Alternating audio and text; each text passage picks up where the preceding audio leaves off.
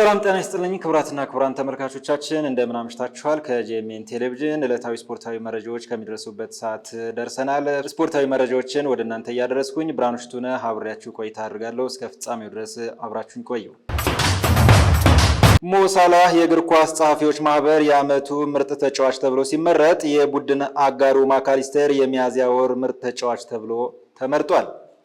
የእግር ኳስ ጸሐፊዎች ማህበር የ2024-25 የውድድር ዘመን የዓመቱ ምርጥ ተጫዋች ይፋ አድርጓል። በዚህ መሰረትም የሊቨርፑል የፊት መስመር ተጫዋች መሐመድ ሳላህ የእግር ኳስ ጸሐፊዎች ማህበር የዓመቱ ምርጥ ተጫዋች ተብሎ መመረጥ ችሏል። ሳላህ በሽልማቱ ታሪክ በርካታ ድምጾችን በመሰብሰብ ያሸነፈ ተጫዋች በመሆን አዲስ ታሪክም መጻፍ ችሏል። ለሽልማቱ ድምጽ ከሰጡ ጋዜጠኞች መካከል 90% ያህሉ መሐመድ ሳላህን መምረጣቸውም ተገልጿል። መሐመድ ሳላህ ለሶስተኛ ጊዜ የእግር ኳስ ጸሐፊዎች ማህበር የዓመቱ ምርጥ ተጫዋች ሽልማት ማሸነፍ ችሏል።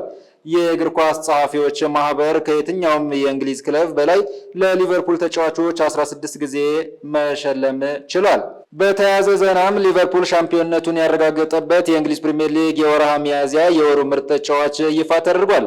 ይህንንም ተከትሎ አርጀንቲናዊው የሊቨርፑል የመሃል ሜዳ ተጫዋች ማካሊስተር የወሩ ምርጥ ተጫዋች በመሆን በአብላጫ ድምጽ መመረጥ ችሏል። አሌክሲስ ማካሊስተር በወሩ ባደረጋቸው የፕሪሚየር ሊግ ጨዋታዎች 2 ጎሎችን አስቆጥሮ 1 ለግብ የሆነ ኳስ አመቻችቶ አቀብሏል። በተጨማሪም 10 የግብ ዕድሎችን በመፍጠር ለቡድኑ ጥሩ ግልጋሎት መስጠት ችሏል። የሊቨርፑሉ ዋና አሰልጣኝ አርኔ ስሎት አሌክሳንደር አርኖልድ ክለቡን ለመልቀቅ በመወሰኑ እንደተበሳጩ ገልጸዋል። አርኖልድ ለመልቀቅ በመወሰኑ ሊቨርፑል ውስጥ እንዳለ ሁሉም ሰው እኔም በጣም ተበሳጭቻለሁ ሲሉ አርኔ ስሎት ተናግረዋል። ቅር የተሰኘሁት ምርጥ ሰው ክለቡን ስለሚለቅ ብቻ ሳይሆን ምርጡ የመስመር ተጫዋች ክለቡን ስለሚለቅ ጭምር ነው ሲሉ አርኔ ስሎት አርኖልድን እንደሚናፍቁ ገልጸዋል። አክለውም አንድ ጥሩ ተጫዋች ለቆ ሲሄድ ሌላ ጥሩ ተጫዋች ይመጣል ብለዋል። አሰልጣኝ አርኔ ስሎት አያይዘውም በእሁዱ የአርሰናል ጨዋታ አርኖልድ ተጠባባቂ ሆኖ ብራድሊ በቋሚነት እንደሚሰለፍም ገልጸዋል። በጣሊያን ሴሪያ የ36ኛ ሳምንት መርሃ ግብር ምሽት በሚደረግ አንድ ጨዋታ ሲጀምር ኤስ ሚላን ከቦሎኛ ጋር በሳንሴሮ ይፋለማሉ።